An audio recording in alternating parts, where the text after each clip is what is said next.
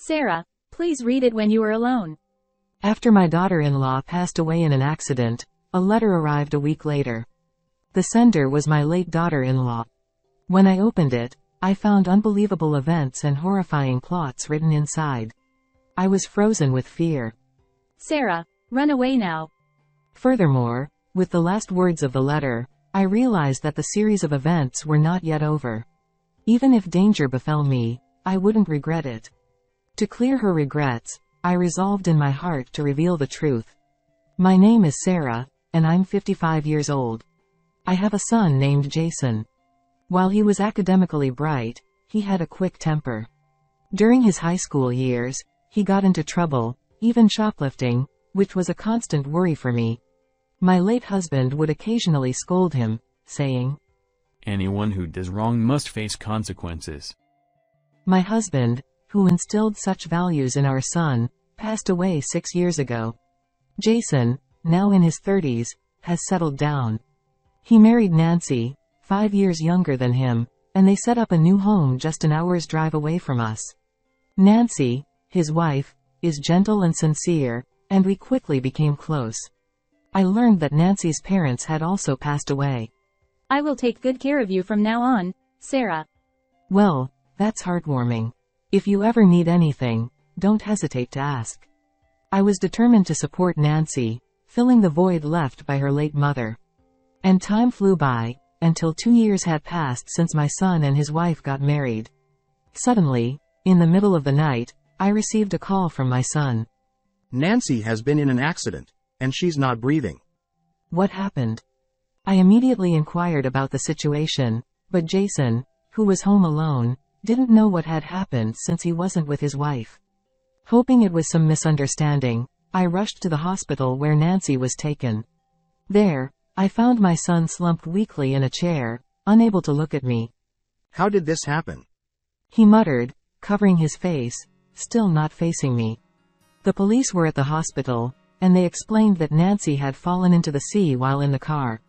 By the time they retrieved her from the water, she had already passed away. Despite being rushed to the hospital, it was too late. What a coincidence. But this story seems eerily familiar. As I listened closely to the details of the accident, I couldn't shake the feeling of resemblance to the accident that took my husband's life. You see, my husband also left in the middle of the night, saying, "I'm going out shopping," only to later be found having fallen into a river, meeting his demise. Moreover, when he was discovered, the window of his car was slightly open, just like in this case. Furthermore, there was a bruise on his side, not from the accident but from something else, and the exact same bruise appeared on my husband's side. When questioned by the police, my son finally looked up and began explaining that his wife had stumbled inside the house, hitting the shelf. At that moment, I couldn't help but notice Jason blinking excessively, which struck me as rather peculiar. Can such coincidences really happen? It's as if our house is haunted by some curse. I couldn't help but feel like a terrifying monster had taken Nancy and my husband to the afterlife. Feeling incredibly uneasy, as I wallowed in despair, Jason suddenly stood up. When I looked at my son's face, it had transformed from earlier, now resolute and determined. There's no use moping around. We need to start preparing for the funeral right away. He patted my shoulder and swiftly began making arrangements. At that moment, I felt reassured by Jason's ability to handle difficult situations with composure. I need to pull myself together too. I want to ensure Nancy's peaceful journey. With no family for Nancy, we opted for a small family funeral, so there were hardly any mourners on the day. As I quietly scanned the venue, I noticed Jason looking at Nancy's portrait, his lips curling into a sly smile. It was a fleeting moment, so I might have misinterpreted it. However, I couldn't shake the image of my son's face from my mind, and I couldn't help but feel a sense of unease. A week after the funeral, one of Nancy's friends visited my house. When I mentioned that the memorial portrait and other belongings were at my son's house, the friend handed me a letter enclosed in a white envelope. Nancy asked me to deliver this to you in case anything happened to her. Furthermore, Nancy had spoken happily about how well I treated her. The person who brought the letter said it seemed a note of gratitude to me. After expressing my gratitude and seeing off the woman, I sat on the living room sofa with the letter in hand.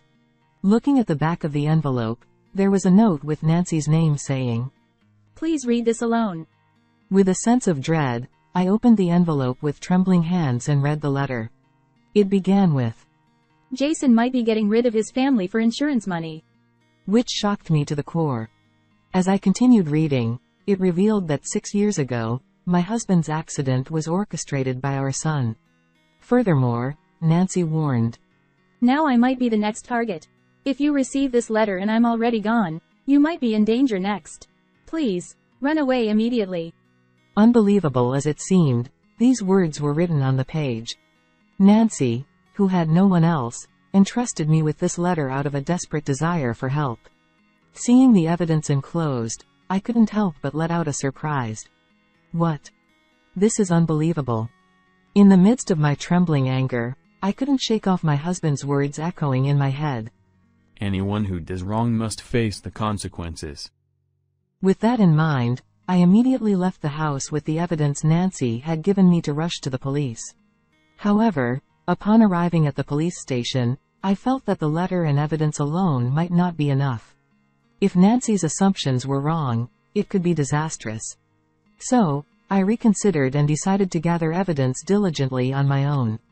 I went to my son's house, used the spare key Nancy had provided, pretended to clean while thoroughly inspecting every corner. Suddenly, I became curious about the closet. Upon opening it, I was met with an unbelievable sight. Could this be true? I couldn't believe it. Amidst shock and confusion, I composed myself and installed hidden cameras to monitor my son's actions. However, for a while, there were no particularly suspicious behaviors. Nevertheless, I meticulously reviewed the camera footage as long as time allowed. Half a year later, just as I began to think that nothing would happen, seeing my child's image on the screen made me rise from the sofa where I had been sitting. The dwindling flame of anger reignited stronger than ever, and I felt a surge of determination to vindicate my husband and daughter-in-law. I absolutely had to uncover the truth with my own hands. Anticipating a call from my son, I waited, and as expected, the call came. "Mom, I'm cooking dinner. Come over this weekend and join me." Hearing his unusually cheerful voice, a chill ran down my spine. While inwardly acknowledging that the long-awaited day had finally arrived, I replied, trying not to reveal my suspicions.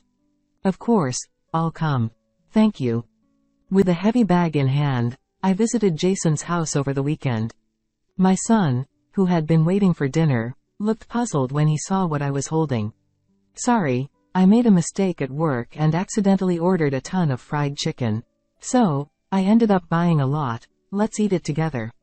Ignoring my son's displeased expression, I quickly entered the house and lined up a bunch of fried chicken on the living room table. "Can you pack the meal you made into Tupperware, Jason? I'll take it home." As soon as I finished speaking, I started munching on the chicken, completely ignoring Jason's cooking. Not touching my son's homemade dish and wasting his kindness, Jason displayed an irritated expression, then stormed off to the kitchen with heavy footsteps. After a while, my son placed a teacup filled with green tea in front of me. "Here, try this. It's a bit bitter though." "Oh, sorry. I'm really into rooibos tea right now. It's caffeine-free and good for me." When I showed him my water bottle, my son made a loud sigh, as if he had run out of patience. As I apologized repeatedly, my son reluctantly began to eat the fried chicken. By the time he finished eating, Jason went to the kitchen, and after a while, "My goodness, please eat the dessert." Saying so, my son placed homemade cookies on the table and banged the table with both hands. "Of course. I'll have some." Smiling, as I picked up the last homemade dessert cookie, my son started to look satisfied. "Is it good?" "Yes, it's delicious." And then, perhaps because I was full, I fell asleep soundly on the sofa as soon as I said, "Thank you for the meal." After a while, I found myself being placed in the passenger seat of my car. Driving was, of course, Jason. When he parked in a place where the sound of waves could be heard, My son forcibly pushed me over and moved me to the driver's seat. Furthermore, Jason started the car engine and placed my foot on the accelerator. That's it. Stop right there. Huh? I may have seemed asleep, but I've been awake the whole time. I sat up abruptly, stared at my son, then immediately turned off the car engine. This is how you drowned my husband and Nancy in the sea. My son was shocked by my words, his eyes widening. What are you talking about? We just went for a drive. Don't play dumb. Then why did you forcibly move me to the driver's seat? As I glared at my clearly flustered son, he either couldn't come up with an excuse or chose not to respond, just mumbling to himself. Nancy told me something interesting. Apparently, you don't even rush to work when you oversleep. And for someone in sales, you sure seem to lack something, don't you? Huh? She said that? Yes, she did. And there's more where that came from, so you better listen up. I conveyed to him I already knew that Jason had been wandering around without going to work, and that my husband's bank account, which had his father's inheritance, was already empty. After much deliberation, she decided to confront Jason, but as soon as he returned home, Jason went straight to his room and started making a phone call. Sensing something was amiss, Nancy eavesdropped and heard Jason say, Don't worry. I'm about to receive a large sum of money soon. Just like before. I'll support you. And then ended the call. Just then, Nancy found her life insurance policy document, which she had no recollection of, with a substantial payout of $100,000, naming Jason as the beneficiary. Around the same time, it was discovered that Jason had been importing sleeping pills from overseas. Nancy sensed that you might be targeting her life. But it's not just that. She was also distressed, thinking you might have sent your father to his grave for inheritance purposes. But that's just her speculation. After eating the cookies you made, you were watching me with satisfaction as I fell asleep as if it was a great success. Isn't that the best evidence? I just thought you liked them. Then let's take the cookies to the police and have them examined. When I took out the cookies from my bag. He stammered, turning pale. In fact, I pretended to eat them, immediately went to the toilet to throw up, and kept the evidence in a bag for safekeeping. That's not all. I took out the contract for my life insurance policy in my name and thrust it in front of my son. I don't remember ever signing up for this life insurance. And what's more, just like Nancy, you're the one set to receive a hefty sum of $10,000. Such a wonderful arrangement, isn't it? As I said this sarcastically, Jason looked flustered, his eyes darting around. Maybe you just forgot that you signed up for it, Mom? I was truly appalled by my son's continued evasion, and as I shot him a stern look, I showed Jason the letter Nancy had written me before her passing. Watching him tremble as he scanned the words, I revealed. Right after this letter arrived, I had hidden cameras installed in your house to verify the truth. It also recorded you putting sleeping pills in the cookies. I showed Jason the footage on my phone. His delighted expression as he hummed while mixing the cookies seemed devilish, likely thrilled at the prospect of soon obtaining a large sum of money. Putting someone to sleep like that. Do you find joy in taking people's lives? Feeling a mix of sadness and frustration, I involuntarily choked up. But instead of showing any remorse, my son quickly reverted to his usual demeanor. I accidentally mixed up the sleeping pills Nancy had from the hospital with sugar. Plus, there's no evidence linking me to what happened to you and Nancy, right? Excuse me? He seemed rather confident, almost as if he had successfully dodged any suspicion, with a smirk playing on his lips. All we did today was go for a drive, right? Nancy just misunderstood and wrote that letter. And Mom just forgot about the insurance policy. I don't think the police will take any action based on this. Placing his hand on his hip and tilting his head back, Jason laughed triumphantly. You think you can get away with anything as long as there's no evidence? My anger surged at Jason's cowardly attitude. But I hadn't walked into this situation unprepared either. There are hidden cameras installed in this car too. They captured the moment you forcibly pushed me from the passenger seat to the driver's seat. I revealed.